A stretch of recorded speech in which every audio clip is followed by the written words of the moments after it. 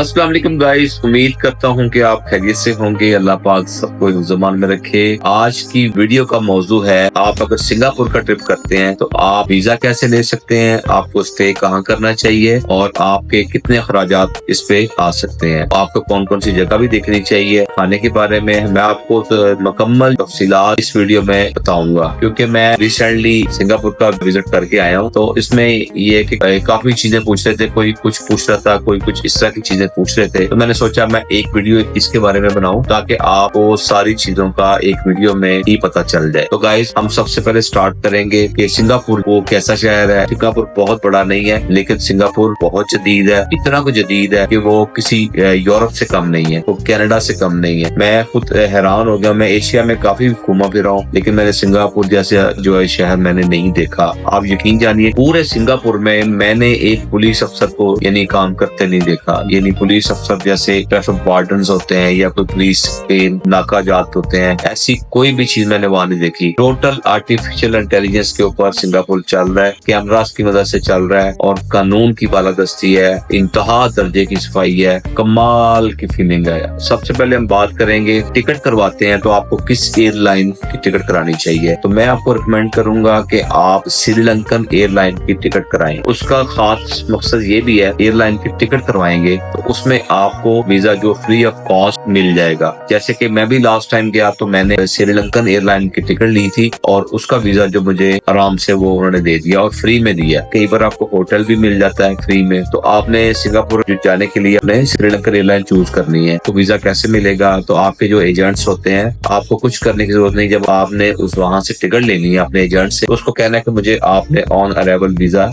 लेके देना है। एक दिन में वो मिल जाता है। तो टिकट के साथ वो वीजा लें और आप जाए श्रीलंका। श्रीलंका आप एक दिन स्टे करें, 2 दिन स्टे करें, आपकी मर्जी है, डिपेंड करता है आपके ऊपर। एक दिन लेते हैं या 2 दिन का लेते हैं। कोलंबो बहुत खूबसूरत है, कैपिटल है, तो घूमे फिरें और अगले दिन वहां से निकले आप आ जाएं सिंगापुर। बात करें हम पे की, अगर आपका बजट कम है तो आप लिटिल इंडिया एक एरिया सिंगापुर, वहाँ पे फ्लैट्स मिल जाते हैं, जैसे कि शेयरिंग रूम भी मिल जाते हैं, आप वहाँ पे भी ले सकते हैं। अगर आपका बजट ठीक है तो आप मरीना बे में भी ले सकते हैं, सेंटर सिटी भी ले सकते हैं। आपने जब बुकिंग करनी है तो किसी एजेंट को नहीं करना, आपने booking.com पे जाना है। जैसा आप चाहेंगे booking.com से आपके मुताबिक, यानी आपकी जेब के मुताबिक बासानी वहां से booking.com से मिल जाएगा। कभी भी एजेंट से आप होटल कराने की जरूरत नहीं। अब तो जदीद दौर है, booking.com ऐप। मैं जब दुनिया भर में जाता हूँ तो मैं booking.com से होटल को बुक करता हूँ, अपने कार्ड से कर लेता हूँ, कोई भी इशू इसका नहीं है। तो सेकंड, मैं ये आपको जरूर कहूंगा, जब भी आपने सिंगापुर जाना है तो आपके डॉक्यूमेंटेशन जो है वो कंप्लीट होनी चाहिए। उसकी वजह ये है कि सिंगापुर की इमिग्रेशन है वो थोड़ी टफ है। उसके बारे में बताता चलो मैं। जब आप पहुंचेंगे तो सिंगापुर एयरपोर्ट पे आप लैंड करेंगे तो आपकी इमिग्रेशन के टाइम आपको थोड़ी सी मुश्किल होगी, लेकिन आपने बिल्कुल भी वरी नहीं होना। आपने बिल्कुल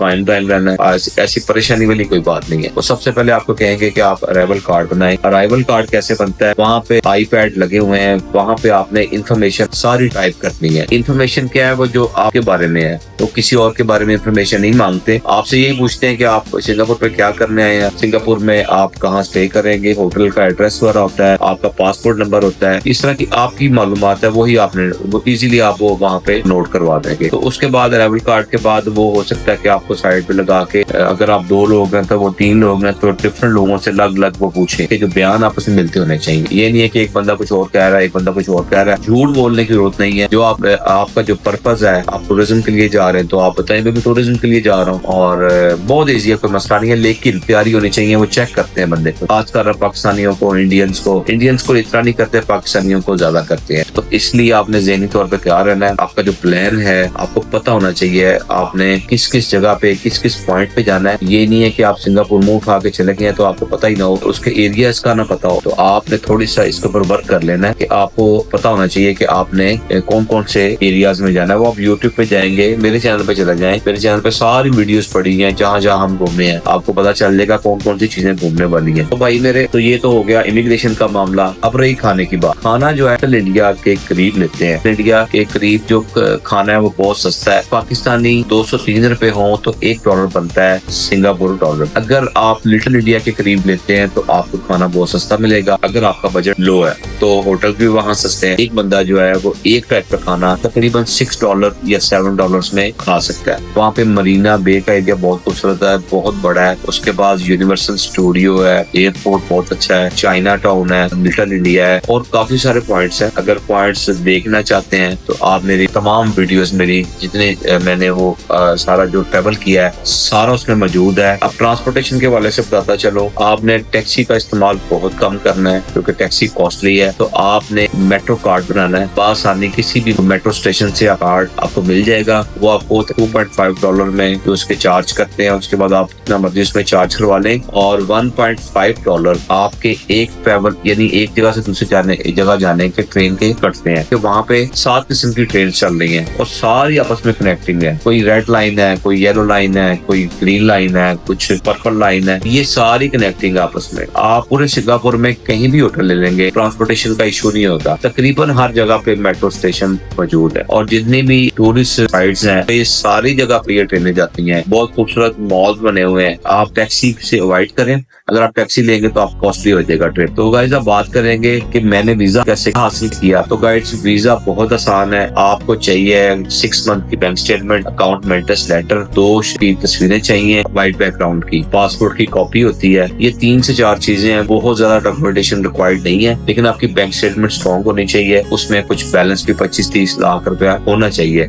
अगर आपका 15 लाख भी हो जाएगा तो चल जाएगा, लेकिन ये ना स्टेटमेंट को देखते हैं। अब हम 4 लोगों ने अप्लाई किया था, तो 4 दोस्तों में से हमें 2 दोस्तों को मिला। उसमें ये था कि हमारी ट्रैवल हिस्ट्री थोड़ी बेहतर थी। ट्रैवल हिस्ट्री खैर वो देखते नहीं है, वो बेसिकली बैंक स्टेटमेंट को देखते हैं। तो आपका बैलेंस ये नहीं है कि आपने आज वीजा अप्लाई करना है तो आज से बैलेंस रखना शुरू कर दें। अगर आपका प्लान कोई 2 महीने बाद या 3 महीने बाद है तो आप थोड़ा बैलेंस को रखना शुरू कर दें। ये नहीं कि आपने को 15 लाख रख देना तो उसको छेड़ना ही नहीं है। आपकी ट्रांजेक्शन होती रहनी चाहिए, मल्टीपल ट्रांजेक्शन करते रहें और उसमें ये होगा कि आपको पता होगा कि आप कारोबारी बंदे हैं। अगर तो आप कारोबारी हैं तो आपको ये इतनी इसको मेंटेन करने की जरूरत नहीं। ऑलरेडी कारोबारी बंदे का तो अकाउंट टेन ही होता है। अगर आप कारोबारी नहीं है, आपका अकाउंट आप नहीं यूज कर रहे तो उसको आप 3 से 4 महीने उसको जरा मेंटेन कर लें। लेकिन अकाउंट जो है वो 1 साल पुराना होना चाहिए, उसको मेंटेन कर लें। तो थोड़ा बैलेंस को मेंटेन करें, को 8-10 लाख 15 लाख आपका पड़ा होना चाहिए, क्योंकि अब इस दौर में अब हमारे वीजे आसानी से नहीं लगते। तो आपने बस बैलेंस को मेंटेन रखना। आपकी स्टेटमेंट को देखेंगे और इंशाल्लाह आपको वीजा देंगे। श्रीलंका का वीजा लें और आप साथ सिंगापुर का वीजा लें और आप जब सिंगापुर घूमेंगे आपको भाई की बातें याद आएंगी। इंशाल्लाह बहुत खूबसूरत ट्रिप रहेगा आपका। मैंने वीजा कैसे लिया, एक एजेंट से लिया वीजा। अगर आपको वो एजेंट की जरूरत होगी तो मैं आप कमेंट्स में जो कीजिएगा, मैं उसका कॉन्टेक्ट नंबर शेयर कर दूंगा। उनसे भी ले सकते हैं, किसी भी एजेंट से ले सकते हैं, लेकिन जरा समझदार हो बंदा, उससे आप ले लें और वो वीजा आपको ले देगा और विद इन 3 to 4 डेज में आपका वीजा आ जाता है। आप वीजा निकाल लें और जनाब मजे लें और एंजॉय करें। आखिर में ये बात करेंगे तो हमें जो है 4,40,000 रुपए में ये विजिट पड़ा। हमारा फर्स्ट विजिट था, हमने ट्रेनें भी यूज की, टैक्सियां भी यूज की, हमें एक्सपीरियंस कम था। लेकिन अगर आप बीच में जो टैक्सी वगैरह नहीं यूज करते, हमारा होटल बहुत लग्जरी था, बहुत कॉस्टली था। हमें 30,000 पर डे में होटल मिला था, लेकिन वो 5 स्टार था। अगर आप